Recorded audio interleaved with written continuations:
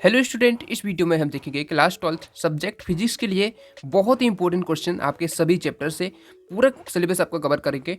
जितने भी वीडियोस मैं बना रहा हूँ क्लास 12th के लिए आप सभी जाके चैनल की प्लेलिस्ट पे देख सकते हैं। ठीक है, तो देखिए क्लास 12th के लिए सब्जेक्ट फिजिक्स के लिए आज हम बहुत इंपॉर्टेंट क्वेश्चन का कलेक्शन लाए हैं जो आपके लिए बहुत इंपॉर्टेंट है। यूनिट वाइज हम देख रहे हैं, सभी यूनिट के आपको प्रॉपर मैं बताऊंगा। जो प्रश्न मैं बताऊंगा यदि वही आप करके जाते हैं तो बहुत अच्छे मार्क्स आपके एग्जाम में आएंगे। ठीक है, यहाँ पर देख सकते हैं यूनिट फर्स्ट है आपकी स्टैटिक इलेक्ट्रिसिटी। ठीक है, स्थिर विद्युत जो बोलते हैं जिसको, इसमें से जो प्रश्न है वो आप देख सकते हैं। देखिए प्रश्न एक है, स्थिर विद्युत के अंतर्गत कूलाम के व्युत्क्रम वर्ग के नियम के लिए व्यंजक ज्ञात करो तथा इसकी सहायता से एकांक आवेश को परिभाषित करो। बहुत ही इंपॉर्टेंट क्वेश्चन है ये।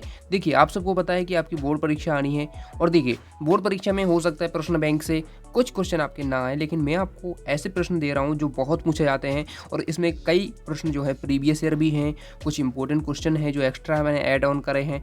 तो आप देखेंगे कि जो क्वेश्चन है वो आपके डेफिनेटली आपके एग्जाम में आपको मिलेंगे, इसलिए सभी प्रश्न आप करके जाना।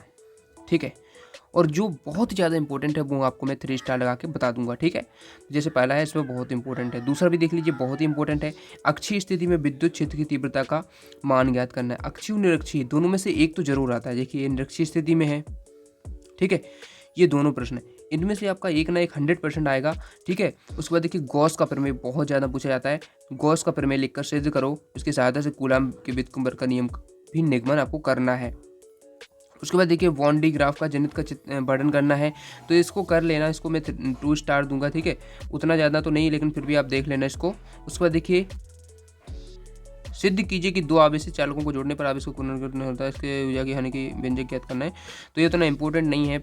ठीक है, जो इंपॉर्टेंट ज़्यादा है वो मैं आपको बताते जाऊंगा, लेकिन यदि आप सभी कर सकते हैं जितने मैंने इसमें कलेक्शन में दिए हैं तो बहुत ही अच्छा है। ठीक है, लेकिन पहले आपको 3 स्टार वाले ही करना है क्योंकि वो ज़्यादा पूछे जाते हैं। देखिए धारता की परिभाषा किसी गोलीय संधारित्र की धारता के लिए व्यंजक, ये बहुत इंपॉर्टेंट है। ठीक है, 3 स्टार इसको हम देंगे, ये बहुत पूछा जाता है। ठीक है, मैंने बिंदु आवेश का भी 3 स्टार ही दिया है। ठीक है, क्योंकि बिंदु आवेश वाला भी पूछा जाता है। उसके बाद देखिए समांतर पट्ट संधारित्र, ये भी बहुत पूछा जाता है। समांतर पट्ट संधारित्र की धारता के लिए व्यंजक निकालना है। ठीक है, इसको भी 3 स्टार हम देंगे। श्रेणी और समांतर क्रम समूह में परिणामी धारता के लिए व्यंजक, ये भी 3 स्टार के लायक है प्रश्न क्योंकि पूछा जाता है। उसके बाद देखिए अगला है, उसके बाद देखिए प्रश्न 11 भी कर लेना लेकिन उतना इंपॉर्टेंट नहीं, फिर भी देख लेना। उसके बाद देखिए ये बहुत इंपॉर्टेंट, सिद्ध कीजिए कि निरक्षीय स्थिति में विभव का मान जो है 0 होता है, तो ये इसको 3 स्टार हम देंगे। ठीक है, तो ये इंपॉर्टेंट है। 3 स्टार वाले प्रश्न आपको प्रायोरिटी में रखना है। उसके बाद आपको जो प्रश्न है टाइम मिलता है तो उनको भी कर लेना। उसके बाद देखिए यूनिट सेकंड है आपकी करंट इलेक्ट्रिसिटी, यानी विद्युत धारा, धारा विद्युत। ठीक है, इसके जो यूनिट सेकंड है इसमें जो चैप्टर है आपका, ठीक है, इसके देख लीजिए। इसमें देखिए बहुत इंपॉर्टेंट क्वेश्चन, देखिए किरचॉफ के नियम लिखना है, इसी से चित्रवर्धन भी इनका करना है, तो ये बहुत इंपॉर्टेंट है। 3 स्टार्स को लिखेंगे आप। किरचॉफ का नियम, बीट स्टोन सेतु, ये भी 3 स्टार है बीट स्टोन सेतु में क्योंकि बहुत पूछा जाता है। उसके बाद मीटर सेतु की सहायता से तार के प्रतिरोध किस प्रकार ज्ञात किया जाता है, प्रयोग का वर्णन कीजिए, तो ये तो प्रयोग वाला है, फिर भी उतना ज़्यादा इंपॉर्टेंट नहीं है। फिर भी देखिए अगला देखते हैं, वोल्ट मीटर विद्युत और विभव मापी। ठीक है, ये इंपॉर्टेंट है, बहुत इंपॉर्टेंट है, 3 स्टार्स को देंगे।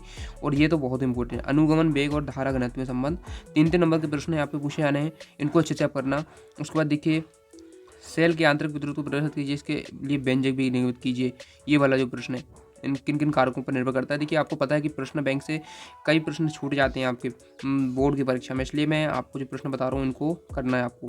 ठीक है, प्रश्न बैंक में भी कई सारे प्रश्न आपको मिल जाएंगे, लेकिन फिर भी सभी प्रश्न के लिए आपको जरूर करना चाहिए क्वेश्चन। ठीक है, तो ये हो जाएगा हमारा। छठा प्रश्न उतना इंपॉर्टेंट नहीं है, फिर भी आप देख लेना। उसके बाद देखिए विभव मापी का सिद्धांत समझाइए। ठीक है, तो ये देख लेना विभव मापी। ठीक है, इसको जस्ट बाद में करना, पहले जो मैं 3 स्टार वाले बता रहा हूँ उनको पहले करना है। उसके बाद देखिए ये 3 स्टार लगाना, विभव मापी की सहायता से 2 सेलों के विद्युत वाहक बल की तुलना करने के प्रयोग का वर्णन। ठीक है, उसके बाद देखिए हाँ ये तो बहुत इंपॉर्टेंट है, विद्युत वाहक बल विभवांतर में अंतर। ठीक है, क्योंकि ये ऐसे ही प्रश्न पूछे जाते हैं 3 नंबर के हिसाब से, कोई ज़्यादा कठिन भी नहीं होते हैं। उसके बाद देखिए ये वाला प्रश्न है, प्रतिरोध और प्रतिरोधकता में अंतर लिखना है। ठीक है, ये 3 स्टार आप इसमें लगा लेंगे। उसके बाद देखिए अगला प्रश्न हम देखते हैं यूनिट थर्ड। अब देखते हैं यूनिट थर्ड के अंतर्गत magnetic effect of current and magnetism. ठीक है, तो यूनिट थर्ड के अंतर्गत जो चैप्टर है आपके उसका देख लेते हैं। देखिए इसमें पहला तो पूछा है चुंबकीय आघूर्ण से आप क्या समझते हैं। लघु चुंबक का अक्षीय स्थिति में स्थित एकांक उत्तरी ध्रुव चुंबकीय क्षेत्र की तीव्रता का व्यंजक। ठीक है, तो ये तो आपको करना रहेगा। ठीक है, तो इनमें से दोनों ही करना रहेगा क्योंकि हो सकता है 3 नंबर केवल अक्षीय का पूछ लें। ठीक है, इसलिए इसको कर लेना। उसके बाद देखिए एक समान विद्युत क्षेत्र में रखे दंड चुंबक पर लगने वाले बल आघूर्ण के लिए व्यंजक ज्ञात कीजिए तथा साधारण व चुंबकीय आघूर्ण को परिभाषित कीजिए। तो इसको भी आपको कर लेना है। ठीक है, उसके बाद देखिए अनुचुंबकीय प्रतिचुंबकीय लोहचुंबकीय पदार्थों की चुंबकीय इसका आपको तुलना करना है, ये बहुत इंपॉर्टेंट है। नर्म और फौलाद लोहा में अंतर ये पूछा जाता है। ठीक है, उसके बाद देखिए बायो सेवर्ट का नियम इस चैप्टर से बहुत इंपॉर्टेंट है। बायो सेवर्ट का नियम इसका गणितीय व्याख्या भी करना है, तो ये इसको 3 स्टार हम देंगे। ठीक है, उसके बाद देखिए संट क्या है, संट का सिद्धांत समझाइए, लाभानी लिखा है, ये बहुत पूछे जाते हैं ये प्रश्न। ठीक है, उसके बाद देखिए अमीटर वोल्ट मीटर में अंतर ये पूछा जाता है। ठीक है, अमीटर और वोल्ट मीटर में अंतर, ये वाला 3 स्टार देंगे। जितने मैं आपको 3 स्टार दे रहा हूँ इनको पहले कर लेना है, बाकी करना तो सभी है, टाइम मिलता है तो कर लेना, लेकिन 3 स्टार वाले पहले करना। अब इस कण पर ये वाला नहीं, ये देख लीजिए विद्युत चुंबक के स्थायी चुंबक में अंतर लिखना है। ठीक है, तो विद्युत चुंबक और स्थायी चुंबक में अंतर, इसको 3 स्टार हम देंगे, बहुत इंपॉर्टेंट है ये। उसके बाद देखिए नेक्स्ट यूनिट के देख लेते हैं। यूनिट 4 है आपका फैराडे के विद्युत चुंबकीय प्रेरण का नियम लिखिए, प्रेरित विद्युत भाग बल का व्यंजक भी निकालना है, तो ये इसको बहुत इंपॉर्टेंट है ये। ठीक है, उसके बाद देखिए लेंज का नियम, ये बहुत इंपॉर्टेंट है। ठीक है, तो ये सभी 3 स्टार वाले प्रश्न बहुत पूछे जाते हैं, और ये तो बहुत इंपॉर्टेंट है। लंबी परिनालिका के लिए 100 प्रेरकत्व का व्यंजक, आपने देखा होगा आपकी 6वीं परीक्षा में पूछा गया था ये। ठीक है, तो इसको 3 स्टार देंगे, 4 स्टार भी देंगे क्योंकि ये डेफिनेटली आपका आएगा। उसके बाद देखिए भंवर धाराएं क्या ऐसे लाभ हानि, तो भंवर धाराएं वाला फिर भी पढ़ लेना इसको। 100 प्रेरण अन्य प्रेरण में अंतर, ये आपका पूछा जाता है। ठीक है, ये पूछा जाता है 100 प्रेरण अन्यून प्रेरण में अंतर। ऊंचाई अपचाई ट्रांसफार्मर में अंतर, यदि आप ट्रांसफार्मर टॉपिक कंप्लीट कर लेंगे तो आपका सभी से बन जाएगा आपका। ठीक है, और अन्य प्रेरकत्व के लिए व्यंजक भी निकालना है परिनालिकाओं का। ठीक है, तो इस चैप्टर में से आपको बताऊं, देखिए एक तो ये 3 स्टार वाला, एक ये है और ये के है, और लेंज का नियम है।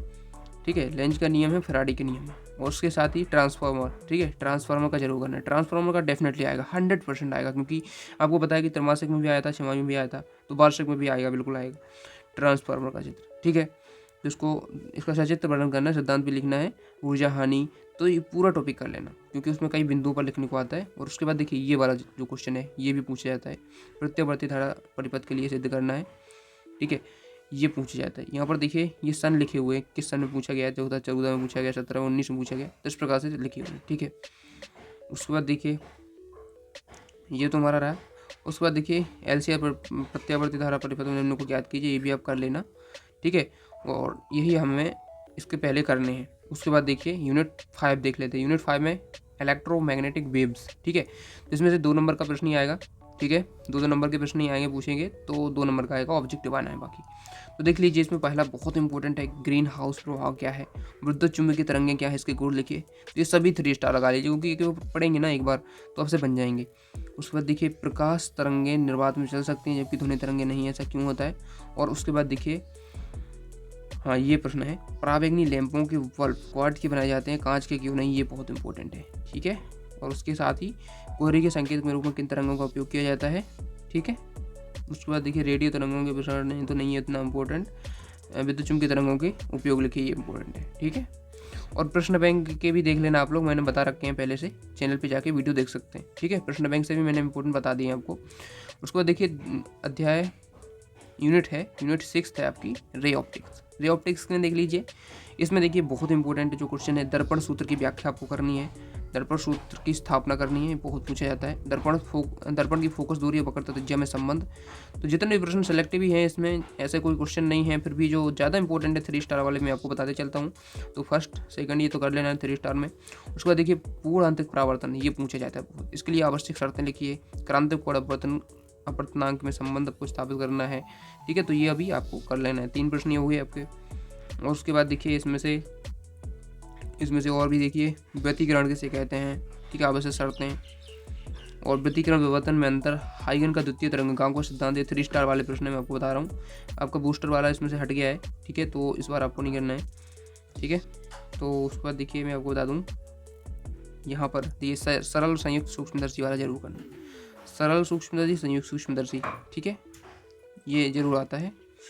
तो इनको आप कर लेना, इनका पूरा करना है आपको। देखिए ये वाला जो प्रश्न है यहाँ पर नीचे लिखा हुआ है, संयुक्त सूक्ष्मदर्शी का विवरण निम्न शीर्षकों के अंतर्गत करना है।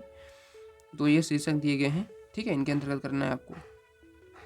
उसके बाद देखिए हम देख लेते हैं यूनिट 7 में से dual nature of radiation and matter, ठीक है। इस यूनिट में से देखिए बहुत ज़्यादा पूछे जाते हैं जो, ठीक है। तो ये देखिए 2-2 नंबर में आएगा। 2 नंबर में देहली आवृत्ति किसे कहते हैं, तापानिक उत्सर्जन किसे कहते हैं, द्रव्य तरंग क्या है, कार्यफलन क्या है। 2-2 नंबर के प्रश्न है, इनको सभी को करना है, बहुत इंपॉर्टेंट। आपका डेफिनेटली इनमें से एक ना एक तो 100% आएगा, ठीक है। इसमें आप जितने जाएँ स्टार लगा सकते हैं क्योंकि बहुत इंपॉर्टेंट है ये। उसके बाद देखिए प्रकाश विद्युत प्रवाह, ये बहुत इंपॉर्टेंट है। प्रकाश विद्युत प्रवाह क्या है, निरोधी विभव क्या है, डी ब्रोगली तरंगें क्या है, ठीक है। उसके बाद देखिए डी ब्रोगली तरंगें हो गया। उसके बाद प्रकाश उत्सर्जन संबंधी आइंस्टाइन के समीकरण को लिखिए, E=mc² जो होता है, ठीक है। आइंस्टाइन का जो समीकरण है इसको जरूर करना, ठीक है। तो इसमें से देखिए इसमें तो सभी इंपॉर्टेंट ही मैंने दिए हैं, इसमें ज़्यादा ऐसे क्वेश्चन नहीं है। तापानिक उत्सर्जन के लिए प्रयुक्त धारा, ये उतना इंपॉर्टेंट नहीं है, फिर भी देख लेना। लेकिन इसमें ज़्यादा इंपॉर्टेंट कौन कौन से हैं मैंने आपको बता दिए, ऊपर वाले सभी प्रश्न है। इलेक्ट्रॉन प्रोटॉन न्यूट्रॉन का वर्णन कीजिए, तो उतना इंपॉर्टेंट नहीं है, फिर भी देख लेना, ठीक है। तो मैंने जितने आपको 3 स्टार लगवा दी ना, वही ज़्यादा इंपॉर्टेंट है, वही पहले आप प्रायोरिटी में रखिए। तो उसके बाद ही यदि टाइम मिलता है तो उसको भी कर लीजिए जो मैंने अन्य प्रश्न बताए। देखिए यूनिट 8 है एटम एंड न्यूक्लियाई, ठीक है। तो परमाणु और जो आपका नाभिक है, इसमें से देख लीजिए। इस चैप्टर में से बोर के परमाणु मॉडल के अभिग्रहित क्या है, ये बहुत पूछा जाता है, ठीक है। और उसके बाद देखिए अर्ध आयु को परिभाषित करना है। केवल छोटा सा प्रश्न पूछा जाएगा, बड़ा नहीं पूछा जाएगा क्योंकि छोटे नंबर के प्रश्न ही आने हैं। इसमें काफ़ी बड़े दिए हैं, लेकिन फिर भी आप छोटे वाले कर लीजिए। मैं आपको जो बताते चलता हूँ, जैसा कि हमने देख लिया ना भाई। उसके बाद देखिए परमाणु मॉडल का वर्णन, संक्षिप्त वर्णन करना है, ज़्यादा बड़ा नहीं लिखना है। इसको भी आप 3 स्टार देंगे, परमाणु के रदरफोर्ड का मॉडल। उसके बाद देखिए नाभिकीय विखंडन किसे कहते हैं, ठीक है। ये बस सिंपल से क्वेश्चन 2-2 नंबर के करना है, ज़्यादा बड़े नहीं करना है इसमें से क्योंकि आने नहीं है। उसके बाद देखिए नाभिकीय संलयन किसे कहते हैं, बोर मॉडल की आधा प्रसिद्ध की हाइड्रोजन परमाणु में इलेक्ट्रॉन में की ऊर्जा क्वांटीकृत होती है। तो ये दोनों प्रश्न, ठीक है, इस प्रकार से कर लीजिए। ज़्यादा बड़े प्रश्न नहीं करना है क्योंकि 2-2 नंबर के पूछे जाएंगे। उसके बाद देखिए यूनिट 9 है आपका, अंतिम यूनिट है जो। इसमें से देखिए इलेक्ट्रॉनिक डिवाइस जो है, ठीक है। इलेक्ट्रॉनिक डिवाइस में से आपके जो डायोड से क्वेश्चन बनते हैं, तो मैं सभी बता देता हूँ, बहुत इंपॉर्टेंट जो है।